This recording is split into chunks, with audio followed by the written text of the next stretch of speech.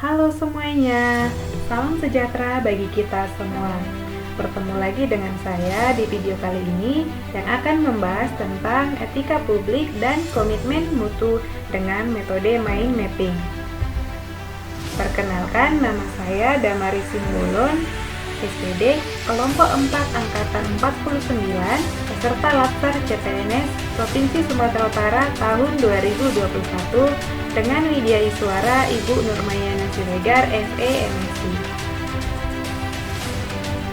Yang akan kita bahas kali ini adalah etika publik yang memuat pengertian kode etik ASN, nilai-nilai dasar etika publik, definisi dan lingkup etika publik, dimensi etika publik, tuntutan etika publik dan kompetensi, serta perilaku pejabat publik. Nah, mari kita bahas satu persatu mengenai etika publik. Etika publik terdiri dari definisi etika, definisi moral, dan definisi etika publik. Etika adalah refleksi baik atau buruk, benar atau salah yang harus dilakukan, dan bagaimana harus melakukan yang baik dan benar. Definisi moral adalah kewajiban untuk melakukan yang baik atau apa yang seharusnya dilakukan. Sedangkan definisi etika publik adalah refleksi tentang standar atau norma yang menentukan baik atau buruk, benar atau salah perilaku tindakan, dan keputusan yang mengarahkan kebijakan publik dalam rangka menjalankan tanggung jawab pelayanan publik. Selanjutnya adalah kode etik ASN. Kode etik ASN adalah peraturan yang mengatur tingkah laku dalam suatu kelompok khusus. Sudut pandangnya hanya ditunjukkan pada hal-hal prinsip dalam bentuk ketentuan-ketentuan tertulis. Ada 12 kode etik ASN. Yang pertama, melaksanakan tugasnya secara jujur, bertanggung jawab, dan berintegritas tinggi. Yang kedua, melaksanakan tugasnya secara cermat dan disiplin. Yang ketiga, melaksanakan tugasnya sesuai dengan peraturan perundang-undangan yang berlaku. Yang keempat, melayani dengan sikap hormat, sopan, dan tanpa tekanan. Yang kelima, melaksanakan tugas sesuai dengan perintah atasan sejauh tidak bertentangan dengan peraturan perundangan. Yang keenam, menjaga kerahasiaan yang menyangkut kebijakan negara. Yang ketujuh, menggunakan kekayaan dan barang milik negara secara bertanggung jawab, efektif, dan efisien. Yang kedelapan, menjaga agar tidak terjadi konflik kepentingan dalam melaksanakan tugasnya. Yang kesembilan, memberikan informasi secara benar dan tidak menyesatkan kepada pihak yang memerlukan terkait kepentingan informasi. Yang ke-10, tidak menyalahgunakan informasi inter negara, tugas, status, dan jabatannya untuk mendapatkan atau mencari keuntungan atau manfaat bagi diri sendiri atau orang lain.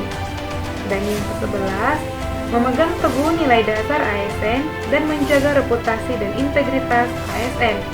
Dan yang ke-12, melaksanakan ketentuan perundang-undangan mengenai disiplin pegawai ASN. Selanjutnya adalah nilai dasar etika publik. Nilai dasar etika publik ada 15 poin. Yang pertama itu memegang teguh ideologi Pancasila.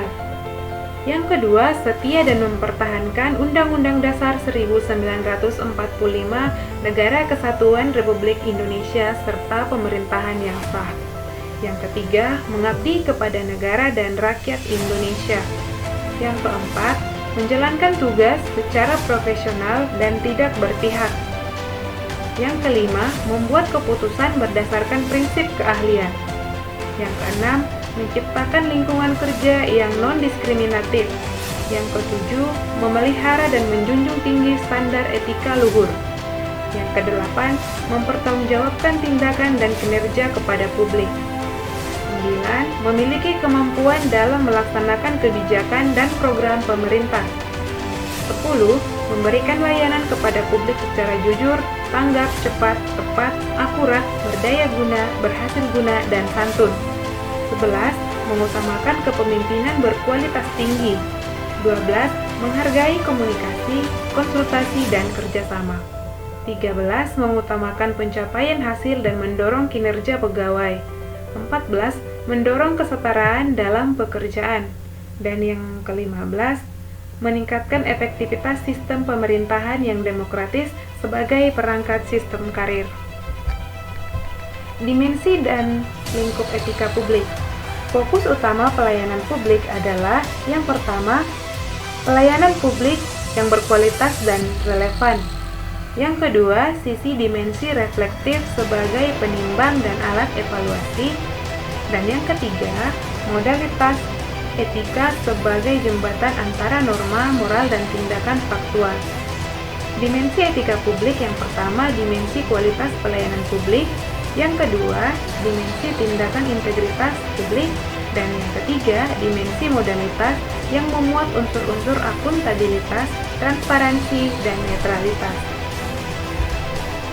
Selanjutnya, tuntutan etika publik dan kompetensi serta perilaku pejabat negara. Tanpa kompetensi etika, pejabat cenderung menjadi tidak peka, tidak peduli, dan diskriminatif, terutama pada kalangan masyarakat bawah. Yang kedua, etika publik merupakan refleksi kritis yang mengarahkan bagaimana nilai-nilai kejujuran, solidaritas, keadilan, kesetaraan, dan lain-lain. Dan yang ketiga, diperhatikan dalam wujud keprihatinan dan kepedulian terhadap masyarakat. Perilaku pejabat publik. Pejabat publik membutuhkan perubahan mindset. Yang kedua, pejabat publik harus mengetahui bahwa sebagai ASN berubah dari penguasa menjadi pelayan masyarakat. Pejabat publik harus memahami wewenang dan peranannya. Dan yang terakhir, pejabat publik harus menyadari jabatannya adalah amanah. Selanjutnya adalah komitmen mutu yang memuat efektivitas, efisiensi, inovasi, dan mutu penyelenggaraan pemerintah dan aktualisasi inovasi dan komitmen mutu. Efektivitas, efisiensi, dan inovasi dan mutu penyelenggaraan pemerintah memuat konsep efektivitas, efisiensi, inovasi, dan mutu, nilai-nilai dasar orientasi mutu, dan pendekatan inovatif dalam penyelenggaraan pemerintah. Sedangkan aktualisasi, inovasi, dan komitmen mutu memuat tentang membangun komitmen mutu dalam penyelenggaraan pemerintah, berpikir kreatif, dan membangun komitmen mutu melalui inovatif. Efektivitas, efisiensi, inovasi, dan mutu penyelenggaraan pemerintah. Yang pertama, konsep efektivitas, efisiensi, inovasi, dan mutu memuat konsep efektivitas dan efisiensi, konsep inovasi, dan konsep dasar mutu. Nilai-nilai dasar orientasi mutu memuat manajemen mutu, metode perbaikan mutu, nilai-nilai dasar orientasi mutu, dan implementasi mutu dalam layanan publik. Sedangkan pendekatan inovatif dalam penyelenggaraan pemerintah memuat pendekatan inovatif dalam penyelenggaraan pemerintahan dan peningkatan produktivitas aparatur. Selanjutnya, aktualisasi inovasi dan komitmen mutu. Yang pertama, membangun komitmen mutu dalam penyelenggaraan pemerintah memuat aspek penting pelayanan mutu dan komitmen mutu dalam pelayanan di tempat kerja. Yang kedua, berpikir kreatif. Ini memuat kreativitas dalam pelayanan, teknik berpikir kreatif, dan best practice inovasi dalam pelayanan. Dan terakhir, membangun komitmen mutu melalui inovatif. Ini memuat peran ASN dalam membangun pelayanan dan aktualisasi nilai-nilai komitmen mutu dalam keunggulan bersaing. Demikian pemaparan saya mengenai pelayanan publik dan komitmen mutu. Di video selanjutnya saya akan menampilkan implementasi dari nilai-nilai komitmen mutu dan etika publik. Terima kasih telah menyaksikan.